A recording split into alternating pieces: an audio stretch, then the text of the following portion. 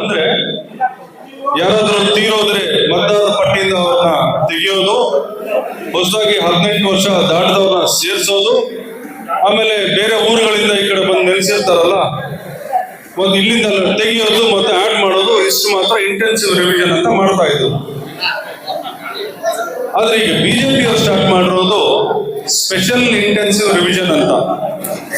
ಮೊನ್ನೆ ಇದ್ರ ವಿರುದ್ಧ ಕೋರ್ಟ್ ಹೋದಾಗ ಬಿಜೆಪಿ ಅವರು ಹೇಳಿದ್ರು, ಯಾಕೆ ಪ್ರತಿ 10 ವರ್ಷಗಳಿಗೊಮ್ಮೆ ನಡೆದಿದೆಯಲ್ಲ, ನಾವು ಅದನ್ನೇ ಮಾಡ್ತಾ ಇದೀವಿ, ಹಿಂದೆ ಮಾಡಿದವ್ರೆ ನಾವು ಕಂಟಿನ್ಯೂ ಮಾಡ್ತಾ ಇದೀವಿ. ಆದ್ರೆ ಅದಕ್ಕೂ ಇದಕ್ಕೂ ಬಹಳ ವ್ಯತ್ಯಾಸ ಇದೆ.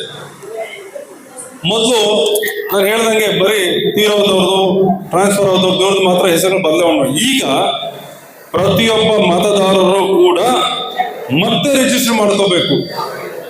ಎನ್ಯುಮರೇಷನ್ ಫಾರ್ಮ್ ಅಂತ ಕೊಡ್ತಾರೆ, ಆ ಫಾರ್ಮ್ ಮೂಲಕ ಮತ್ತೆ ರಿಜಿಸ್ಟ್ರೇಷನ್ ಮಾಡ್ಕೋಬೇಕು. ಯಾರು ರಿಜಿಸ್ಟ್ರೇಷನ್ ಮಾಡಲ್ಲ, ಯಾರು ಎನ್ಯುಮರೇಷನ್ ಫಾರ್ಮ್ ತುಂಬಲ್ಲ, ಅವ್ರಿಗೆ ಇನ್ನು ಮೇಲೆ ಮತದಾನದ ಹಕ್ಕು ಇರೋದಿಲ್ಲ.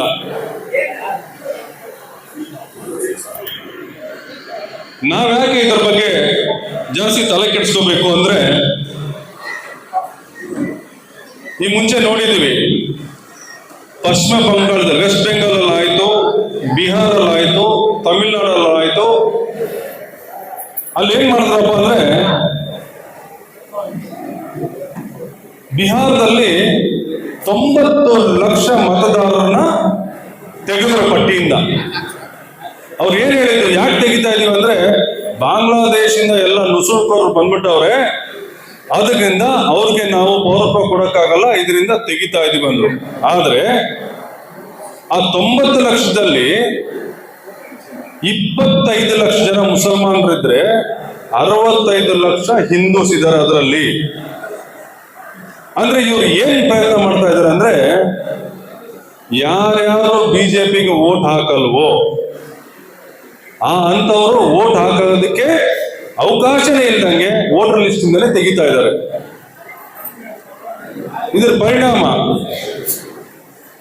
ಬಿಹಾರದಲ್ಲಿ 240ಕ್ಕೆ 204 ಸೀಟ್ ಗೆಲ್ತಾರೆ ಅವರು. 3 ಟರ್ಮ್ ಅಲ್ಲಿ ಯಾವುದೇ ಡೆವಲಪ್ಮೆಂಟ್ ಮಾಡಿಲ್ಲ, ಯಾವುದೇ ರೀತಿ ಜನಗಳಿಗೆ ಸಹಾಯ ಆಗಿಲ್ಲ, ಇನ್ನೂ ಬರ್ತಂತಲೇ ಇದ್ದಾರೆ. 3ನೇ ಬಾರಿಗೆ ಯಾಕೆ ಆಯ್ಕೆ ಮಾಡ್ತಾರೆ ಜನ? ಇವರು ಮಾಡೋ SIR ಇಂದ ಹೆಲ್ಪ್ ಆಗಿದೆ ಅವ್ರಿಗೆ. ಪ್ರತಿ ಮನೆಯದು, ಮುನ್ಸಾಮಗೌಡ್ರ ಮನೆಯವರು ಯಾರು ವೋಟ್ ಹಾಕ್ತಾರೆ, ಆದಿನಾರಾಯಣ್ ಮನೆಯವರು ಯಾರು ವೋಟ್ ಹಾಕ್ತಾರೆ, ರಾಮಲಿಂಗ ರೆಡ್ಡಿ ಅವ್ರ ಮನೆ ಯಾರು ವೋಟ್ ಹಾಕ್ತಾರೆ, ಪ್ರತಿಯೊಂದು ಇನ್ಫಾರ್ಮೇಶನ್ ಎಲೆಕ್ಷನ್ ಕಮಿಷನ್ ಹತ್ರ ಇದೆ. ಇದು ಬಹಳ ನೀವು ಯೋಚನೆ ಮಾಡಬೇಕು. ಯಾಕಂದ್ರೆ 15 ವರ್ಷಗಳ ಹಿಂದೆ ಈ ಬಿಜೆಪಿ ಅವರು ಪೇಜ್ ಪ್ರಮುಖ ಅಂತ ಒಂದು ಕಾರ್ಯಕ್ರಮ ಮಾಡ್ತಾರೆ. ಅದರಲ್ಲಿ ಬಿಜೆಪಿ ವರ್ಕರ್ಸ್ ಏನ್ ಮಾಡ್ತಾರೆ, ನಾವ್ ಹೆಂಗೆ ಬೂತ್ ಲೆವೆಲ್ ಏಜೆಂಟ್ ಅಂತ ಮಾಡ್ತೀವಿ ಅಥವಾ ಬೂತ್ ಪ್ರೆಸಿಡೆಂಟ್ ಅಂತ ಮಾಡ್ತೀವಿ, ಅವ್ರು ಪೇಜ್ ಪ್ರಮುಖ ಅಂತ ಮಾಡ್ಕೊಂಡು, ಆ ಪೇಜ್ ಪ್ರಮುಖ ಬರೀ 50 ಮನೆ ಅಷ್ಟೇ, 50 ಮನೆಗಳನ್ನ ಅವ್ರಿಗೆ ಇನ್ಚಾರ್ಜ್ ಕೊಡ್ತಾರೆ. ಈ ಮನೆಯವ್ರು ಯಾರು ವೋಟ್ ಹಾಕ್ತಾರೆ, ಈ ಮನೆಯವ್ರಿಗೆ ಪ್ರತಿಯೊಂದು ಡೀಟೇಲ್ ಅವ್ನು ಬರ್ಕೊಂಡು ಬಿಜೆಪಿ ಅವ್ರು ಕೊಡ್ತಾನೆ. 4 ಎಲೆಕ್ಷನ್ ನೋಡ್ತಾನೆ, ಈ ಮನೆಯವರು ಯಾರ್ಯಾರು ವೋಟ್ ಹಾಕ್ತಾರೆ ಅಂತ. ಯಾರು ಬಿಜೆಪಿಗೆ ಪರ್ಮನೆಂಟ್ ಆಗಿ ಹಾಕ್ತಾರೆ ಅವ್ರನ್ನ ಉಳಿಸ್ತಾರೆ ಮತದಾರ ಪಟ್ಟಿಯಲ್ಲಿ. ಯಾರು ಬಿಜೆಪಿಗೆ ಹಾಕದೇ ಇಲ್ಲ ಅಂತವನ್ನ ಟಾರ್ಗೆಟ್ ಮಾಡ್ತಾ ಇದ್ದಾರೆ. ಈ ಲಿಸ್ಟ್ ಅನ್ನು ತಗೊಂಡೋಗಿ ಚುನಾವಣಾ ಕಮಿಷನ್ ಕೊಟ್ಬಿಟ್ಟು ಅವರು ಟಾರ್ಗೆಟ್ ಮಾಡಿ ತೆಗಿತಾ ಇದ್ದಾರೆ. ಬಿಹಾರದಲ್ಲಿ ತೆಗೆದ್ರು, ವೆಸ್ಟ್ ಬೆಂಗಾಲ್ ಅಲ್ಲಿ ತೆಗೆದ್ರು, ಪಾಪ ಅವರೆಲ್ಲ ಕೋರ್ಟ್ಗೆ ಹೋದ್ರು. ವೆಸ್ಟ್ ಬೆಂಗಾಲ್ ಅಲ್ಲಿ ಒಂದು ಇನ್ಸಿಡೆಂಟ್ ನಡೀತು. ಏನಂದ್ರೆ 25 ಲಕ್ಷ ಜನ ಕೋರ್ಟ್ಗೆ ಹೋದ್ರು, ನಮ್ಮ ಹೆಸರು ತೆಗೆದಿದ್ದಾರೆ ಅಂತ ಹೇಳಿ. ಕೋರ್ಟ್ಗೆ ಹೋದಾಗ ಫಸ್ಟ್ ತೆಗೆದ ಮೇಲೆ ಎಲೆಕ್ಷನ್ ಕಮಿಷನ್ ಅಪ್ರೋಚ್ ಮಾಡ್ತಾರೆ. ಎಲೆಕ್ಷನ್ ಕಮಿಷನ್ ಅವರು ನಮ್ಮ ದಾಖಲೆಗಳು ಕೊಟ್ಟಿದ್ವಿ, ನಮ್ಮನ್ನು ಸೇರಿಸಿದ್ರೆ ಸೇರ್ಸೋದಿಲ್ಲ. ಕೋರ್ಟ್ಗೆ ಹೋಗ್ತಾರೆ. ಕೋರ್ಟು ಪರಿಶೀಲನೆ ಮಾಡಿ 25 ಲಕ್ಷ ಜನದ ನಾವು ವಿಲೇವಾರಿ ಮಾಡೋಕ್ಕಾಗಲ್ಲ ಅಂತ ಬರೀ 19,000 ಜನ ವಿಲೇವಾರಿ ಮಾಡ್ತಾರೆ ಕೇಸ್ಗಳು.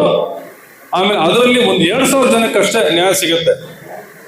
ಅವ್ರ 2,000 ಜನ ಬಂದು ಎಲೆಕ್ಷನ್ ಕಮಿಷನ್ಗೆ ಬಂದ್ರೆ ಡೇಟ್ ಆಗೋಯ್ತು ಹೋಗಿ ಅಂತ ಮತ್ತೆ ಕೋರ್ಟ್ ಹೋಗ್ತಾರೆ. ಅವರು ನಮ್ಗೆ ನೋಡಿ ವೋಟಿಂಗ್ ಅವಕಾಶ ಕೊಡ್ತಾ ಇಲ್ಲ, ನಿಮ್ದು ಬಂತಲ್ಲ ಹೆಸರು ಮತದಾರ ಪಟ್ಟಿಯಲ್ಲಿ, ನೆಕ್ಸ್ಟ್ ವೋಟ್ ಹಾಕೊಳ್ಳಿ ಅಂತ. ಈ ತರ ಎಲ್ಲರೂ ಸೇರ್ಕೊಂಡಿದ್ದಾರೆ. ನ್ಯಾಯಾಲಯ, ಚುನಾವಣಾ ಆಯೋಗ ಎಲ್ಲರೂ ಸೇರ್ಕೊಂಡು ನಿಮ್ಮ ಮತದಾನ ಕಿತ್ತಾಕ್ತಾ ಇದ್ದಾರೆ. ಇದಕ್ಕೆ ವೆಸ್ಟ್ ಬೆಂಗಾಲಲ್ಲೂ ಬಿಜೆಪಿನ ಗೆಲ್ತು, ಬಿಹಾರಲ್ಲೂ ಗೆಲ್ತು, ತಮಿಳ್ನಾಡಲ್ಲಿ ಕೇರಳಲ್ಲಿ ಅವ್ರದ್ದು ಇರಲಿಲ್ಲ, ಪಕ್ಷನೇ ಇಲ್ಲ ಅಲ್ಲಿ. ಹಂಗಾಗಿ ಕೇರಳಲ್ಲಂತೂ ವಿರೋಧ ಪಕ್ಷ ಮತ್ತು ಆಡಳಿತ ಪಕ್ಷ ಎರಡೂ ಕಡೆ ಬಿಜೆಪಿಗೆ ವಿರುದ್ಧ ಪಕ್ಷಗಳು ಕೆಲಸ ಮಾಡಿದ್ರು. ಆದ್ರೂ ಅಲ್ಲಿ 9 ಲಕ್ಷ ಓಟ್ ಕಿತ್ತಾಕಿದ್ರು. ತಮಿಳ್ನಾಡಲ್ಲಿ ಟಾರ್ಗೆಟ್ ಮಾಡಿದ್ರು ಯಾರನ್ನ ಸೋಲಿಸ್ಬೇಕು ಅಂತ. ಸ್ಟಾಲಿನ್ ಅವ್ರ ಕ್ಷೇತ್ರದಲ್ಲಿ ಯಾವಾಗಲೂ 90,000ದಲ್ಲಿ ಗೆಲ್ತಾ ಇದ್ರು, ಅದಕ್ಕಿಂತ ಕಡಿಮೆ ಗೆಲ್ತಾ 90,000ದಲ್ಲಿ ಗೆಲ್ತಾ ಇದ್ರು. ಅಂತವ್ರನ್ನ ಟಾರ್ಗೆಟ್ ಮಾಡಿದ್ರು, ಅಲ್ಲಿ ಕಿತ್ತಾಕಿದ್ರು. 1 ಲಕ್ಷ ಓಟು ಬರೀ ಸ್ಟಾಲಿನ್ ಅವ್ರ ಕಾನ್ಸ್ಟಿಟ್ಯೂನ್ಸಿಯಲ್ಲಿ ಕಿತ್ತಾಕಿದ್ರು. ಅವ್ರು ಸೋತಿದ್ದು 7,000 ಓಟಿಂದ. ಅಂದ್ರೆ ಪ್ರತಿಯೊಬ್ಬರನ್ನು ಹೆಂಗ್ ಮುಗಿಸ್ಬೇಕು ಅಂತ ಪ್ಲಾನ್ ಇದೆ ಅವ್ರ ಹತ್ರ. ನಮ್ಗೊಂದು ಅವಕಾಶ ಏನ್ ಸಿಕ್ಕಿದೆ ಅಂದ್ರೆ, ನಮಗೆ ಸ್ವಲ್ಪ ಬೆನಿಫಿಟ್ ಅಲ್ಲಿ ಇದೀವಿ, ಅಡ್ವಾಂಟೇಜ್ ಇದೆ ಕರ್ನಾಟಕದಲ್ಲಿ. ಅಂದ್ರೆ ಅವ್ರು ಯಾರಿಗೂ ಟೈಮ್ ಇರಲಿಲ್ಲ, ಬರೀ 4 ತಿಂಗಳ ಹಿಂದೆ SIR ಮಾಡಿದ್ರು, ಚುನಾವಣೆ ಟೈಮ್ಗೆ ಅವ್ರು ಕೋರ್ಟ್ಗೆ ಹೋದ್ರು, ಏನ್ ಮಾಡಿದ್ರು ಆಗ್ಲಿಲ್ಲ, ಅವ್ರೆಲ್ಲ ಹೋಯ್ತು ಓಟ್ಗಳು. ಬಟ್ ನಮಗೆ 2 ವರ್ಷ ಇದೆ ಚುನಾವಣೆಗಳಿಗೆ. ಈ 2 ವರ್ಷ ಇರೋದ್ರಿಂದ ಟೈಮ್ ಇದೆ ನಮ್ಗೆ. ಆಮೇಲೆ DK ಶಿವಕುಮಾರ್ ನೇತೃತ್ವದ ಸರ್ಕಾರ ಏನ್ ಇವತ್ತಿದೆ, ಎಲ್ಲ ಜಾಗ್ರತೆಗಳು ತಗೊಳ್ತಾ ಇದೆ. ಏನ್ ಕೇಳ್ತಾರಪ್ಪ ಅಂದ್ರೆ, ನಿಮ್ ಮನೆಗಳಿಗೆ ಬಂದಾಗ ನಿಮ್ ವೋಟರ್ ಲಿಸ್ಟ್ ಅಲ್ಲಿ, ಹಳೆಯ ವೋಟರ್ ಲಿಸ್ಟ್ ಅಲ್ಲಿ ಹೆಸರಿರ್ತದೆ, 2002ರಲ್ಲಿ ನಿಂದಿದ್ಯಾ ಅಂತ ಕೇಳ್ತಾರೆ. ನಮ್ಗೆ ಎಷ್ಟೋ ಜನಕ್ಕೆ ನಾವು 2002ರಲ್ಲಿ ಪರ್ಮನೆಂಟ್ ಆಗಿ ಈ ಊರುಗಳಲ್ಲಿ ಇರೋರು ಹಾಕಿರ್ತಾರೆ, ಗೊತ್ತಿರ್ತದೆ ಯಾವ ಬೂತ್ ಅಲ್ಲಿ ಹಾಕಿರ್ತಾರೆ ಅಂತ. ಬಟ್ ಸುಮಾರು ಜನ ಸೊಸೆಂದ್ರು ಬಂದಿರ್ತಾರೆ, ಅಥವಾ ನಮ್ಮ ಹೆಣ್ಮಕ್ಳು ಬೇರೆ ಊರುಗಳಿಗೆ ಹೋಗಿರ್ತಾರೆ. ಈಗ ಒಂದು 10 ವರ್ಷದಿಂದ ಮದುವೆ ಮಾಡಿಕೊಟ್ಟಿರ್ತೀವಿ, ಇಂಥವ್ರ ಸಮಸ್ಯೆ ಆಗುತ್ತೆ ಅವ್ರಿಗೆ. ಅದಕ್ಕೆ ಯಾವ್ಯಾವ ದಾಖಲೆ ತೋರಿಸ್ಬೇಕು ಅಂತ ಹೇಳಿ ಚುನಾವಣೆ ಕಮಿಷನ್ ಕೊಟ್ಟಿದೆಯಲ್ಲ, ಅದನ್ನು ಮೀರಿ ಒಂದು ರೆಸಿಡೆನ್ಷಿಯಲ್ ಸರ್ಟಿಫಿಕೇಟ್ ಅಂತ ಅಲ್ವಾ, ಏನು ವಾಸಸ್ಥಳದ ಪ್ರಮಾಣ ಪತ್ರ ಕೊಡಬೇಕು ಅಂತೇಳಿ ಕರ್ನಾಟಕ ಸರ್ಕಾರ ಎಲ್ಲಾ ತಹಸೀಲ್ದಾರ್ಗೂ ಆದೇಶ ನೀಡಿದೆ. ಯಾರು ಅಪ್ಲೈ ಮಾಡ್ತಾರೆ 1 ವಾರದಲ್ಲಿ ಕೊಡಬೇಕು ಅಂತ. ದಯವಿಟ್ಟು ತೆಗೆದಿಟ್ಕೊಳ್ಳಿ ಅದನ್ನೆಲ್ಲ. ಪಾಪ ಹಳ್ಳಿಯವ್ರಿಗೆ ಗೊತ್ತಾಗಲ್ಲ, ಆಮೇಲೆ ಅವ್ರಿಗೆ ಎನ್ಯುಮರೇಷನ್ ಫಾರಂ ತುಂಬಕ್ಕೂ ಬರೋದಿಲ್ಲ. ಇಲ್ಲಿ ನಿಮ್ ಕೆಲಸ ಆರಂಭ ಆಗುತ್ತೆ. BLA 2ಗಳನ್ನ ಏನ್ ಮಾಡಿದೀವಿ, ಪ್ರತಿ ಬೂತ್ಗೂ ಈ BLOಗಳು ಬರ್ತಾರೆ. ನಿಮ್ಗೆಲ್ಲ ಗೊತ್ತು, BLOಗಳು ಎಲ್ಲ BJP mind set, RSS mind set ಇರೋರೇ ಬರೋದು. ನಿಮ್ ಓಟು ಕಿತ್ತಾಕೋದಕ್ಕೆ ಮ್ಯಾಕ್ಸಿಮಮ್ ಪ್ರಯತ್ನ ಮಾಡ್ತಾರೆ. ಅದರಿಂದ ನಮ್ಮ BLA 2ಗಳು ಏನಿದೀವಿ, ನಮ್ಮ ಪಕ್ಷ BLA 2ಗಳನ್ನ ಯಾರು ನೇಮಿಸಿದೆ, ನಿಮ್ಗೆ ರೈಟ್ಸ್ ಇರುತ್ತೆ. ಪ್ರತಿ ಮನೆಗೂ ಹೋಗಿ BLO ಜೊತೆ ಈ ಮನೆಯವ್ರದ್ದು ಓಟ್ ಇದೆ ಅಂತ ಎನ್ಯುಮರೇಷನ್ ಫಾರ್ಮ್ ಫಿಲ್ ಮಾಡ್ಕೊಡುವಂಥದ್ದು ಎಲ್ಲ ನೀವು ಮಾಡ್ಬೇಕು. ಅದನ್ನ ಅವಾಗ ಎಲ್ಲ BLOಗಳು ನಾವು ಫಾಲೋಅಪ್ ಅಲ್ಲಿ ಇರಬೇಕು. ಯಾವಾಗ ಬರ್ತೀರಾ ಅಂತ. ಜೂನ್ 30ರಿಂದ ಸ್ಟಾರ್ಟ್ ಆಗುತ್ತೆ. ನಾವು ಅಲರ್ಟ್ ಆಗಿರ್ಬೇಕು.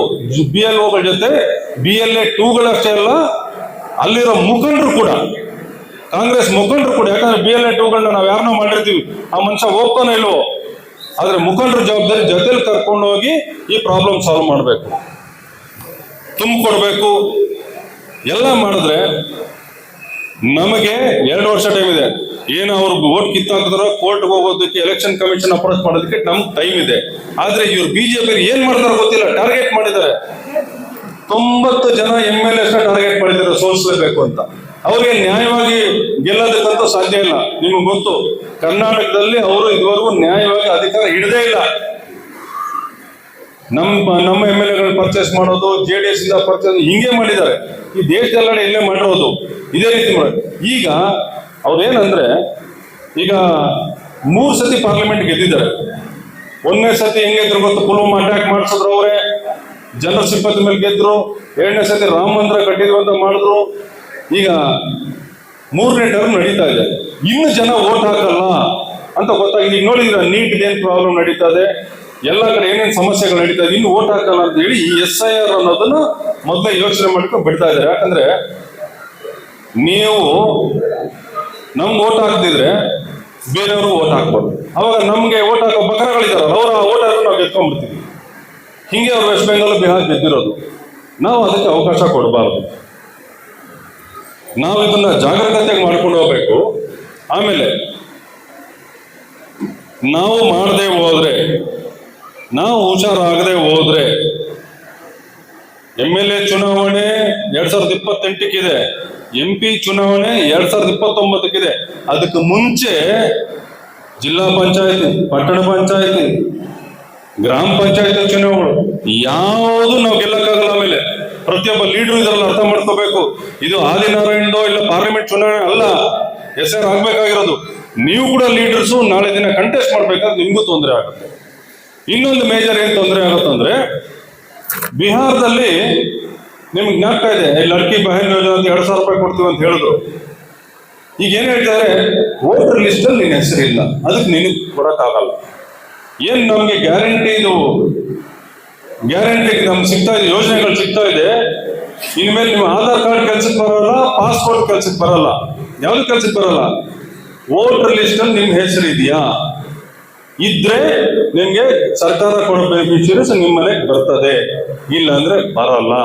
ಅದೊಂದೇ ಅಲ್ಲ, ಇದು ನಿಮ್ಮ ನಾಗರಿಕತೆ, ನೀವು ಈ ಭಾರತ ದೇಶದ ಪೌರತ್ವ ಕೂಡ ಅದ್ರ ಮೇಲೆ ಡಿಪೆಂಡ್ ಆಗಿದೆ, ವೋಟರ್ ಲಿಸ್ಟ್ ಮೇಲೆ. ನಿಮ್ಗೆ ವೋಟರ್ ಲಿಸ್ಟ್ ಅಲ್ಲಿ ನಿಮ್ಗೆ ಹೆಸರಿಲ್ಲ ಅಂದ್ರೆ ಬ್ಯಾಂಕಲ್ಲಿ ಅಕೌಂಟ್ ಓಪನ್ ಮಾಡಕ್ ಬರಲ್ಲ. ನಾಳೆ ದಿನ ಸರ್ಕಾರಿ ನೌಕರಿ ತಗೊಳಕ್ಕೂ ಆಗಲ್ಲ, ನಿಮ್ಮ ಮಕ್ಕಳನ್ನ ಸರ್ಕಾರಿ ಶಾಲೆಗಳು ಸೇರ್ಸೋಕ್ಕೂ ಆಗಲ್ಲ. ಈ ಮಟ್ಟಕ್ಕೆ BJP ಅವರು ಷಡ್ಯಂತ್ರ ಮಾಡ್ತಾ ಇದ್ದಾರೆ. ಯಾಕಪ್ಪ ಇಷ್ಟೆಲ್ಲ ಮಾಡ್ತಾ ಇದ್ರು ಅಂದ್ರೆ, ಮೊದಲು ನಿಮ್ಗೆ ಗೊತ್ತು ಹೆಂಗಿತ್ತು ಅಂತ ಹೇಳಿ, ಯಾವುದೋ ಒಂದು ವರ್ಗ ಮಾತ್ರ ಓದ್ಕೊಳ್ತಾ ಇತ್ತು, ಮಿಗ್ ಜನರು ಓದ್ಕೊಳ್ಳೋ ಅವಶ್ಯಕತೆ ಇಲ್ಲ. ಈ ಹಿಂದುಳಿದವ್ರದ್ದು ಆಮೇಲೆ ದಲಿತರದಂತೂ ಕೇಳಲೇಬೇಡಿ. ಇನ್ಮೇಲೆ ಇವ್ರು ಯಾರು ಓದ್ಕೋಬಾರ್ದು. 20 ವರ್ಷದಲ್ಲಿ ಮುಂಚೆ ಏನಿತ್ತು ಸಿಸ್ಟಮ್, ಪ್ರೀ ಇಂಡಿಪೆಂಡೆನ್ಸ್, ಅಂಬೇಡ್ಕರ್ ಬರೋದಕ್ಕಿಂತ ಮುಂಚೆ ಆ ಯುಗಕ್ಕೆ ನಮ್ಮನ್ನೆಲ್ಲ ಕರ್ಕೊಂಡು ಹೋಗುವಂತ ಹುನ್ನಾರ ನಡೀತಾ ಇದೆ. ಅವ್ರು ಓಪನ್ ಆಗಿ ಮಾಡ್ತಾರೆ. ನಮ್ಮಲ್ಲಿ ಕೆಲವರು BJPಗೆ ಸೇರ್ಕೊಂಡಿದ್ದಾರೆ, ಗೊತ್ತಾಗ್ತಲ್ಲ. ಈ ಚಲವಾದಿ ನಾರಾಯಣ ಸ್ವಾಮಿ ಹುಚ್ಚುಚ್ಚಾಗಿ ಮಾತಾಡ್ತಾರಲ್ಲ, ಅವನು ದಲಿತಾನೆ, ಅವ್ನು ಗೊತ್ತಾಗ್ತಲ್ಲ. ಅವರ ಫ್ಯೂಚರ್ ಏನ್, ನಮ್ಮ ಮಕ್ಕಳು ಮೊಮ್ಮಕ್ಕಳು ಚಪ್ಪಡಿ ಮೇಲೆ, ತಲೆ ಮೇಲೆ ಚಪ್ಪಡಿ ಇಳಿಗ ಕೆಲಸ ಮಾಡ್ತಾ ಇದ್ದಾರೆ BJP ಮಕ್ಕಳು. ಯಾರೋ ದಲಿತರು ಅಥವಾ ಹಿಂದುಳಿದ ವರ್ಗದವರು BJP ಹೋಗ್ತಾರಲ್ಲ, ಅವ್ರಿಗೆ ದೇವ್ರ ಕ್ಷಮಿಸಲ್ಲ. ಯಾಕಂದ್ರೆ ಬಹಳಷ್ಟು ಹೋರಾಟ ಮಾಡಿ ಅಂಬೇಡ್ಕರ್ ಆಗ್ಲಿ, ಗಾಂಧಿ ಆಗ್ಲಿ, ನೆಹರು ಅವ್ರು ನಮ್ನ ಇವಾಗೆಲ್ಲ ಇಷ್ಟು ಲಕ್ಸುರಿಯಾಗಿ ಕೂತ್ಕೊಳ್ಳುವಂತ ಅವಕಾಶ ಕೊಟ್ಟಿದ್ದಾರೆ. ಇದನ್ನೆಲ್ಲ ಕಳ್ಕೊಂಡು ಊರು ಹೊರಗ ಕೂತ್ಕೊಳ್ಳುವಂತ ಕಾಲ ಬರ್ತದೆ. ಅದ್ರ ಹುನ್ನಾರನೇ ನಡೀತಾ ಇರೋದು.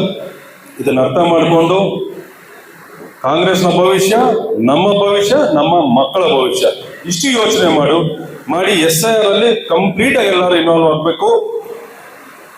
ಈ ಪಕ್ಷನ ಮತ್ತೆ ಅಧಿಕಾರಕ್ಕೆ ತರಬೇಕು ಅಂತ ಕೇಳ್ಕೊಂಡು, ಹಿಂಗಿದ್ರೆ ಟೆಕ್ನಿಕಲ್ ಡೀಟೇಲ್ಸ್ ಬಹಳ ಚೆನ್ನಾಗಿ ನಮ್ಮ ಪೃಥ್ವಿರಾಜ್ ಅವರು ಎಕ್ಸ್ಪ್ಲೇನ್ ಮಾಡ್ತಾರೆ, ಬಹಳ ನೀಟಾಗಿ ಮಾಡ್ತಾರೆ. ಯಾವ ರೀತಿ ಮಾಡಬೇಕು, ಹೆಂಗ್ ಮಾಡಬೇಕು, ಯಾವ ರೀತಿ ಎನ್ಯುಮರೇಷನ್ ಫಾರ್ಮ್ ಇರುತ್ತೆ, ಎಲ್ಲ ಅವ್ರು ಹೇಳ್ತಾರೆ. ಇಷ್ಟು ಹೇಳ್ತಾ ನಾನು ಮಾತು ಮುಗಿಸ್ತೀನಿ. ಜೈ ಹಿಂದ್, ಜೈ ಕರ್ನಾಟಕ, ಜೈ ಕಾಂಗ್ರೆಸ್.